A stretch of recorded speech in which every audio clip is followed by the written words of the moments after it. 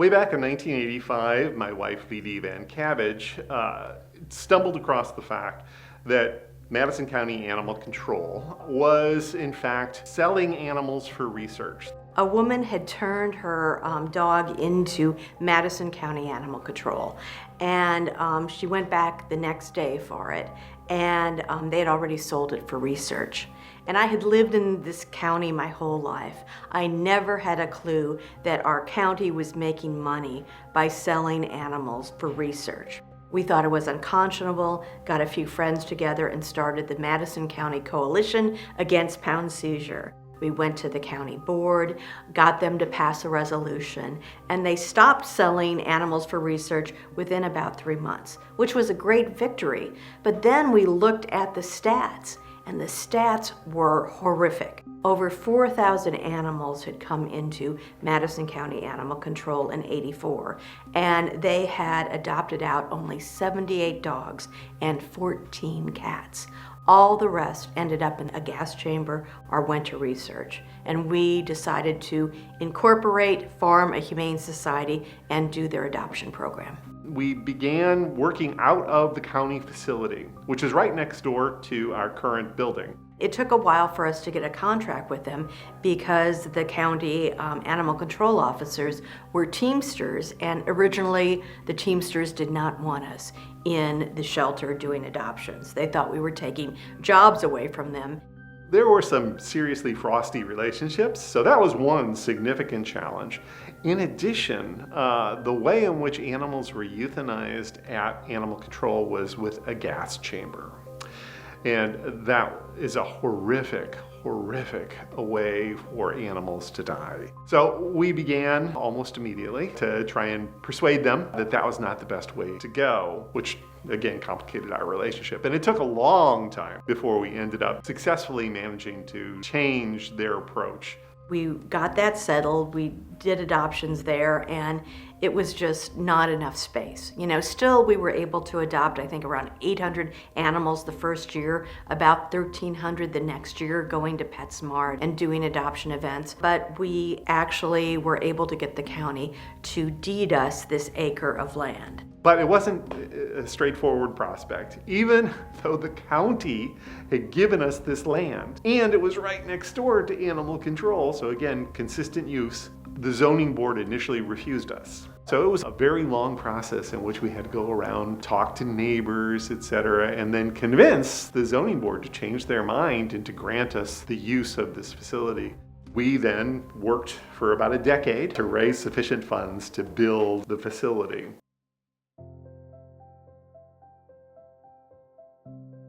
Animal control had a well. And we thought, of course, we can have a well. But then when we got the building built, we had wells dug in about 3 different places, no water on the property. How do you run a shelter without any water? And so we had to get a cistern put in and water delivered for years until the city brought down water. That was the nadir of the building, believe me. There was nobody in the county who is handling abuse and neglect cases. That was another aspect that Madison County Humane Society took on. We would go out and actually do the investigatory work. We were trained in this, mind you. It's not like we just send somebody out without any sort of foreknowledge of what it is they were supposed to be looking for. But it was absolutely essential that somebody help these animals. I'll never forget a large hoarding case that we had probably 15 years ago. There were so many cats in this home that it was hard to even come up with names for them. So what the staff did was they named them after the states. We ran out of states, and so we had Puerto Rico and Guam. Sadly, there are people who have this sort of delusion that, only they can handle this. And without their presence, these animals are going to somehow be lost. And they'll accumulate, literally in some instances, hundreds, but dozens certainly. And it can be really extreme from the point of view of the health impact. You can usually smell a hoarder's house from a good distance away. And these people are living there. But to see these animals come in the physical state they were was horrible, but then the mental state that they were in. But seeing them come out of their shell and get adopted was remarkable. When I first started as a board member, I would say the organization was generally lacking strong leadership. We had a lot of board members feeling a little bit burned out. A lot of them stepped away from their positions, and we were left trying to build our organization back. We did a lot of recruiting. We hired Anne. She became our executive director, and that was really a turning point. And from there, we really righted the ship. So when I took over, I walked into a little bit of a mess, but it was really an eye-opening moment for our entire board, everybody on staff, that we needed to make some serious changes. The county hired me in 2018 to basically make Madison County Animal Control no kill. We have an excellent partnership today with Madison County Animal Control and Metro East Humane Society, where we work extremely well together. I think that people have the notion, you're gonna kill what I bring you, and that's not the way it is anymore. Animal controls have really come a long way. We work with probably over 50 different rescues. We try to place as many adoptable animals as we possibly can. So not only are we adopting out animals, we're now able to provide veterinary services to the public 5 days a week, whereas previously we could not. We're also able to provide low-cost vaccine clinics once a month, which is something that people really need because going to a private practice vet is very expensive right now.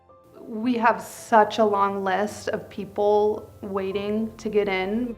And a lot of times you'll hear, well, I love my pet so much, but my veterinarian quoted $500, sometimes $1,000 just for this spay, because it's a very serious procedure. But the fact that we can focus on high volume, high quality spay and neuter, people are relieved and they're very, very grateful. I've been here for 3 years, and the growth in adoption numbers has been amazing. When I first started, we were hitting about 1,000 per year. This year, we're gonna hit 1,600, 1,700, which is absolutely amazing. It's a really unique work environment because everyone here cares. Sometimes it can mean that emotions can get in the way.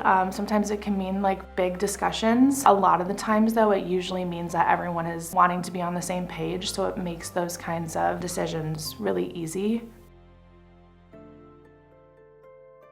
Spaying and neutering is an important part of what we do, and it's important for the public because the benefits from spaying and neutering your pets are vast. So a lot of animals that are not spayed and neutered, they like to wander. That's when we get a lot of those hit by cars. And then of course the other benefit that everyone thinks about is they're not producing more litters. There are a lot of feral cat colonies in the area. The cats are overpopulating, they're breeding, and so it becomes a public nuisance. TNR stands for Trap, Neuter, Return. Our group has started a TNR program where we are taking on large colonies of cats. Luckily, Metro East Humane Society works with us very well, and they give us a block of appointments each week. So we go out the night before, we trap, and then we bring the animals to Metro East Humane Society to be spayed or neutered. Then we have to take them home, they recuperate overnight, and then they're released. And if we see any signs that these cats are potentially friendly, then we ask for an intake and we bring them in, and if all goes well, they get adopted. In 2017, we became a no-kill shelter, and a lot of that is because of the fosters that we have. Our foster program has grown so much over the last several years that I couldn't even tell you how many foster homes we have at this very moment. But it allows us to intake kittens, puppies, sick animals, or even just stressed out animals and immediately place them in a home where they can decompress and they can learn to trust people. We could not do our job without the foster. And in fact, I'm always bothering the foster team, like, let's put this animal in foster, this animal in foster. Because while the shelter is necessary, it's really, really stressful for an animal to stay at a shelter long term. And we have so many great fosters who are wanting to step up. Metro East Humane Society acquired the Highland Animal Shelter several years ago, and that obviously helped us expand our capacity for adoptables, gave us another building to work with and more space, but more importantly, gave us an entire community of supporters. We really have been thriving there in the community, and it's been beautiful. There are so many things that have been positive with the merge with Metro East Humane Society. It's so important to have staff and volunteers 7 days a week. I feel like the pets are in the best care possible. The Pet Food Pantry is formerly the Riverbend Pet Food Pantry, which was an organization run by SNP, Spay and Neuter Illinois Pets, and we acquired them after the Highland Animal Shelter, so we distribute pet food to animals in need. That again expanded us into another community that we didn't necessarily have a presence in. We now can distribute that food with Senior Services Plus. Senior Services Plus is an organization that provides Meals on Wheels to seniors that are homebound.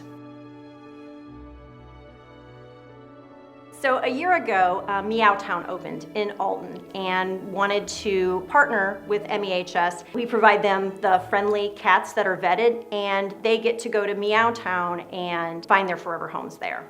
For the cats, it's really incredible because it sort of mimics a home environment. So they can go there, they can decompress, it's nice and calm, they have places to hide if they want to. It's putting us in a community that we weren't previously in, and it's expanding capacity for adoption.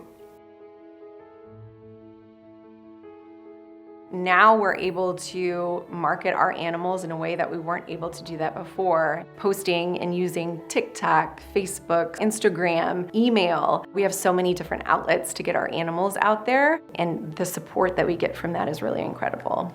So participating in events is really crucial and a really fun way to kind of give back and be part of Metro East Humane Society. There are two that I really love. One is Woofstock, and there's a lot of vendors, live music, food trucks, pony rides, and it's a really, really fun way to all come together for peace, love, and pets. There's also something called the Shelter Slumber Party, which is 24 hours staying in a kennel, which sounds absolutely insane, but it is truly the best 24 hours of my life every single year.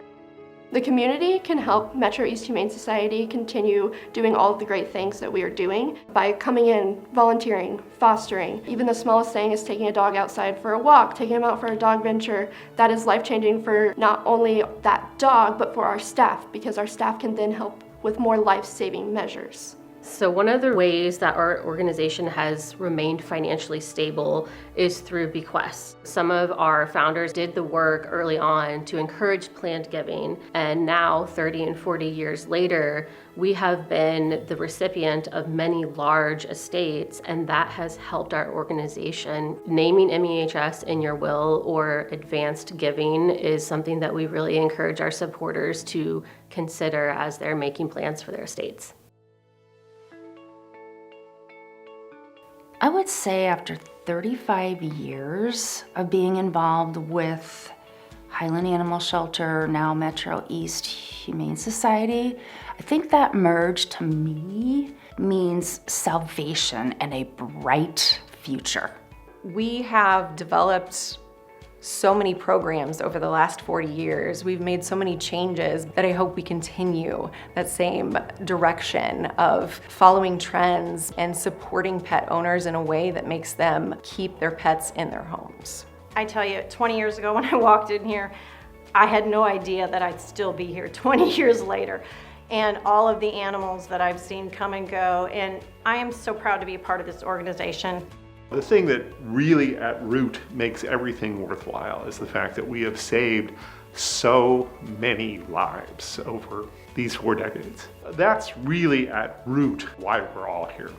Again, it takes a village. The staff, the fosters, the volunteers, the donors, you could not do any of this without them. They are all so important, and I know sometimes it can be a thankless job, but it's well worth the effort, and you're rewarded in licks and purrs. So what's better than that?